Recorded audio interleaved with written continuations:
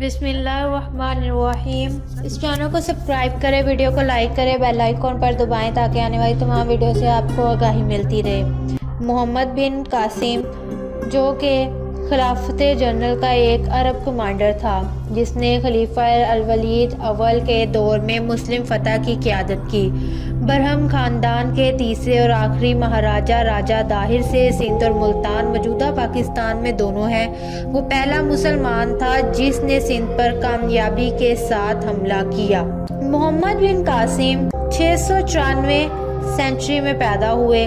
ان کی جائے پیدائش تقریباً یقینی طور پر حجاز مغربی عرب میں تھی، یا تو طائف میں اپنے ثقیف قبیلے کا روایتی گھر، یا مکہ یا مدینہ میں ان کے عام طور پر اسلام قبول کرنے کے بعد ثقیف کے ارکان نے آہستہ آہستہ خلافت کے شمال میں اعلیٰ فوجی اور انتظامی عہدوں کو حاصل کیا، اور ابتدائی مسلم فتوحات کے دوران اور اس کے بعد خاص طور پر عراق میں اہم کمانڈر اور معاشی کردار ادا کیا۔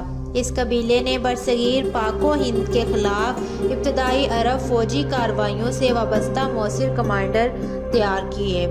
بحرائن مشرقی عرب کے ثقافتی گورنر 6ویں عثمان ابن ابی العاص نے دیبل تھانہ اور بروج کی ہندر گاہوں کے خلاف ہجری مہمات روانہ کر دیے۔ 661 میں اموی خلافت کی آمد کے ساتھ ہی اس قبیلے کی طاقت میں اضافہ ہوتا رہا۔ محمد کا تعلق بنو عوف کے ابو عقیل گھرانے سے تھا جو ثقیف کی 2 شاخوں میں سے ایک ہے۔ ابو عقیل خاندان نے محمد کے والد القاسم ابن محمد ابن الحکم کے چچا زاد بھائی الحجاج بن یوسف کے عروج کے ساتھ شہرت حاصل کی۔ الحجاج کو دوسری مسلم خانہ جنگی کے دوران اموی خلیفہ عبد الملک متوکل جو کہ 705 ہجری سے 685 نے کمانڈر بنایا اور خلافت کے عموری سردار حریف عبداللہ بن ابوالزبیر کو 692 میں قتل کیا، اور 2 سال بعد عراق اور مشرقی خلافت کا وائسرائے مقرر کیا گیا۔ ان کی تشہیر کے بعد الحجاج ثقیف کا سرپرست بن گیا اور اس نے عراق اور اس کے منحصر ہونے والے اہم عہدوں پر متعدد ممبران کو مقرر کیا۔ محمد کے والد کو بصرہ کا نائب گورنر مقرر کیا گیا، حالانکہ ان کا کیریئر غیر معقول تھا۔ محمد اور الحجاج کے درمیان جانچ نامہ کے حوالے سے لکھے گئے خط کے مطابق محمد کی والدہ ایک حبیب العظم عظیم حبیبہ تھیں۔ جانچ نامے سے یہ بھی اشارہ ہوتا ہے کہ محمد کا ایک اسی طرح کا بھائی سلب نامی بھائی تھا، اور عربی ذرائع سے پتہ چلتا ہے کہ اس کا ایک بہت ہی چھوٹا بھائی تھا جس کا نام الحجاج تھا، جو 740 کے عالی بغاوت کے دوران اموی کمانڈر کے طور پر خدمات انجام دیتا تھا۔ محمد کے بچپن اور جوانی کے بارے میں عربی وسائل کی طرف سے کوئی معلومات فراہم نہیں۔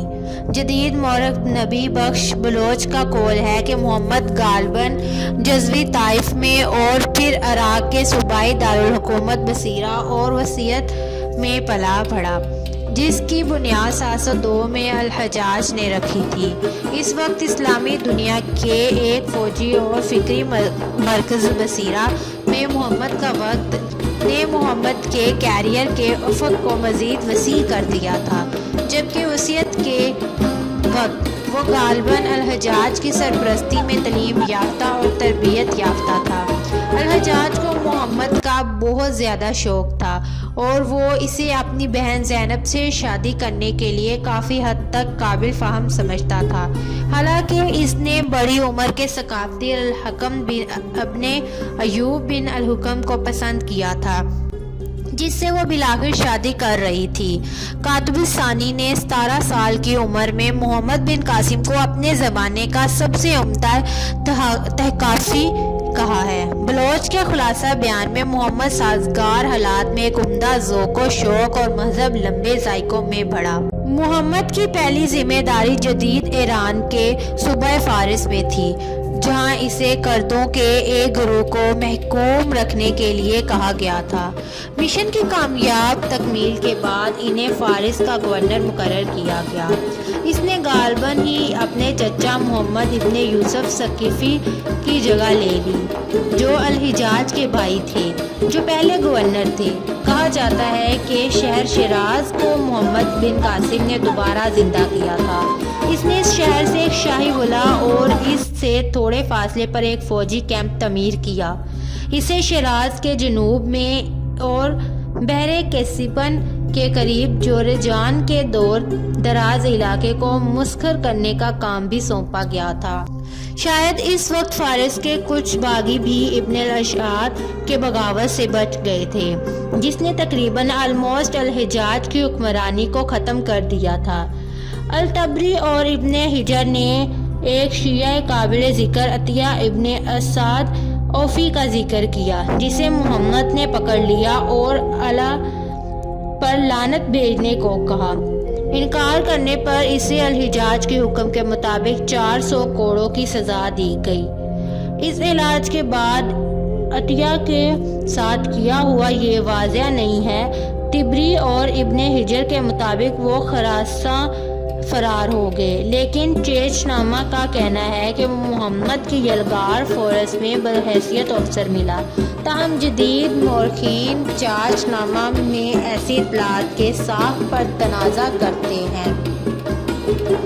اس کے بعد خلافت راشدین کے دوران ابتدائی مسلم مشنوں کے ذریعے سندھ اور اسلام کے درمیان تعلق قائم ہوا تھا۔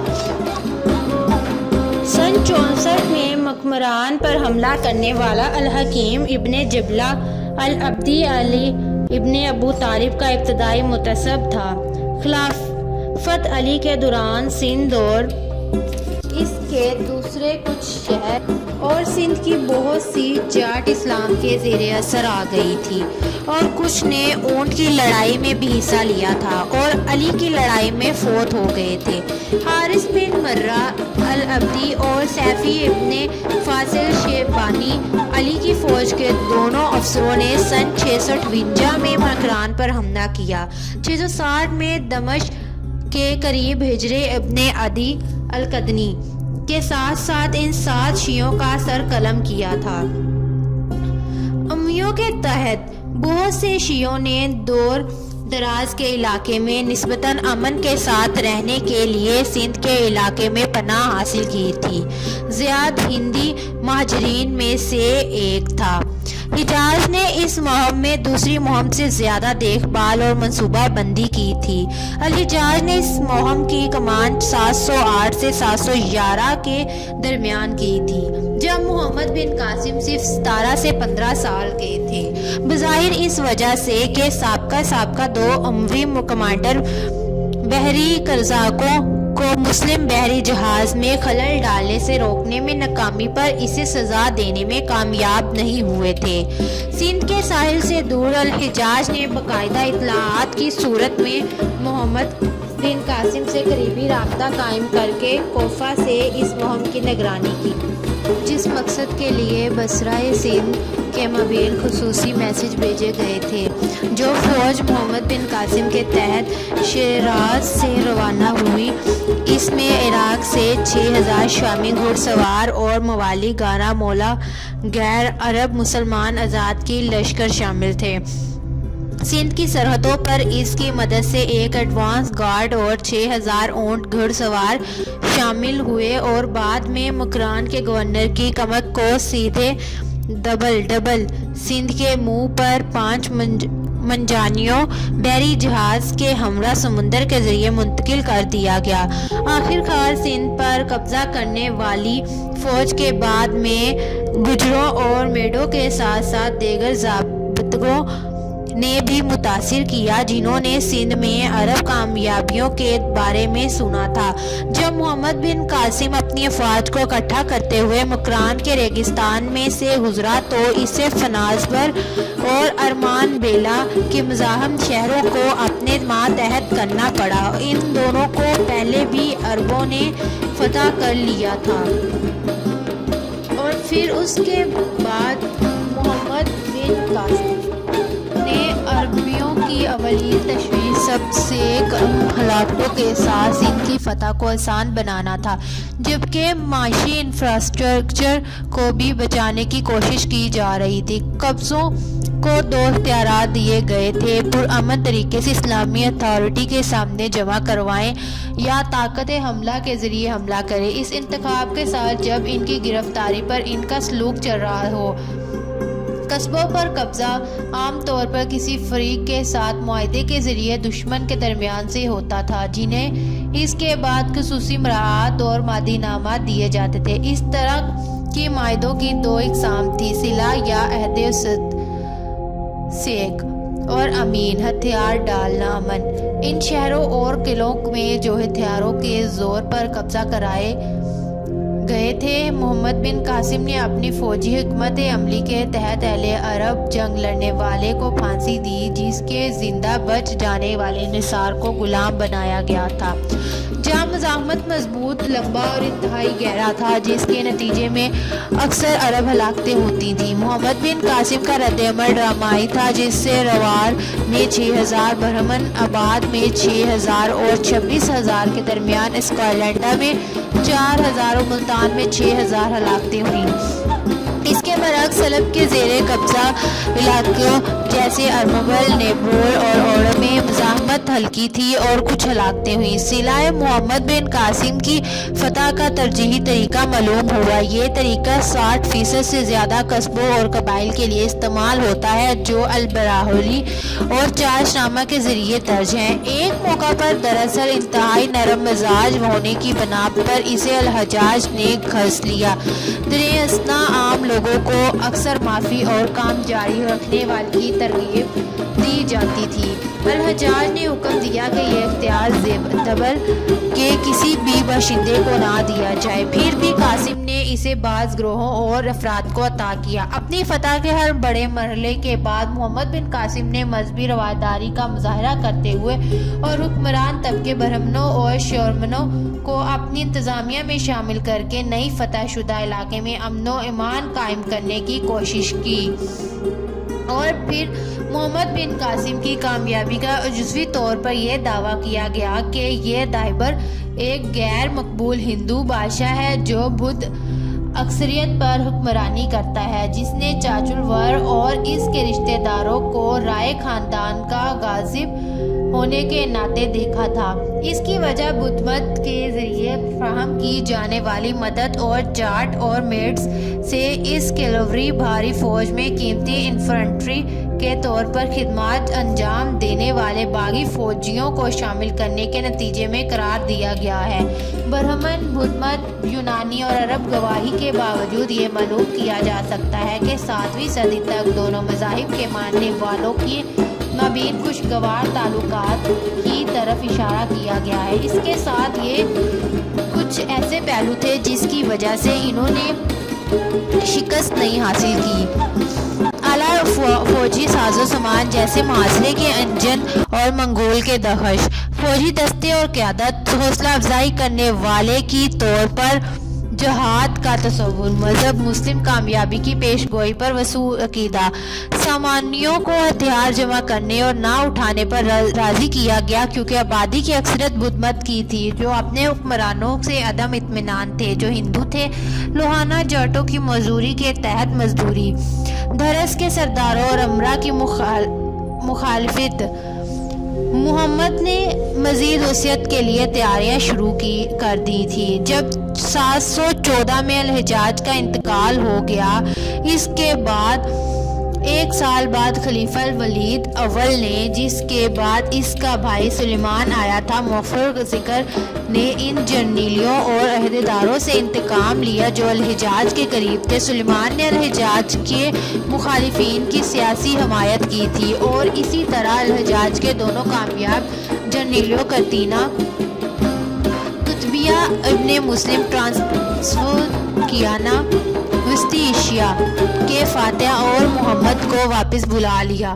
اس نے ممتاز جنرل محلب ابن ابی صفرا کے فرزندہ یزید کو بھی مقرر کیا، جسے کبھی حجاز نے قید اور تشدد کا نشانہ بنایا تھا، کو فارس کرمان مکران اور سندھ کا گورنر مقرر کیا تھا۔ اس نے فوراً محمد بن قاسم کو زنجیروں میں ڈال دیا۔ محمد بن قاسم کی قسمت کی تفصیلات سے متعلق دو مختلف اکاؤنٹس ہیں۔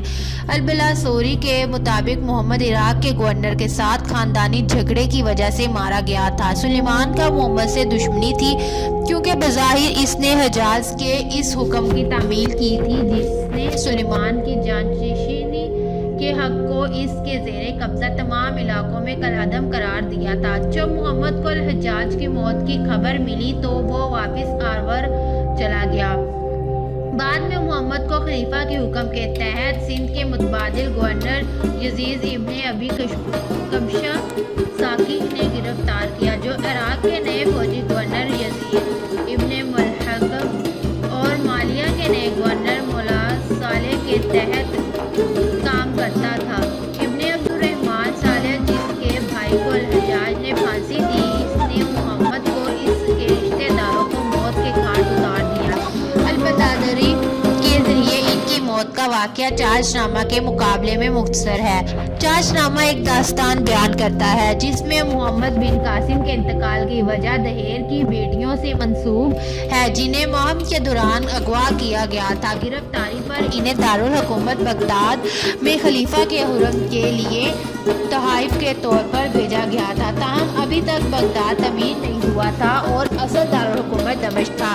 اس کتاب میں بتایا گیا ہے کہ پھر انہوں نے یہ خیال کرتے ہوئے خلیفہ کو دھوکہ دیا کہ محمد نے ان کو بھیجنے سے پہلے ان کی خلاف ورزی کی تھی، اور اس بغاوت کے نتیجے میں محمد بن قاسم کو بیلوں کی پوشاکوں میں لپیٹ کر ٹانگا گیا تھا اور شام بھیج دیا گیا، جس کے نتیجے میں اس کی موت واقع ہو گئی۔ دم گھٹنے سے راستہ بنانا، یہ بیانیہ اس ذیلی سفر کے ان کے محرک کو اپنے والد کی موت کا بدلہ لینے سے منسوب کرتا ہے۔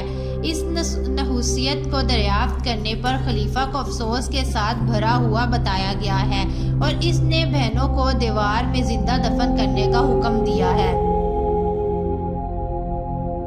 Subscribe to our channel by clicking the subscribe button. Click the bell button and enjoy the latest uploads from our channel. Subscribe to our channel by clicking the subscribe button. Click the bell button and enjoy the latest uploads from our channel.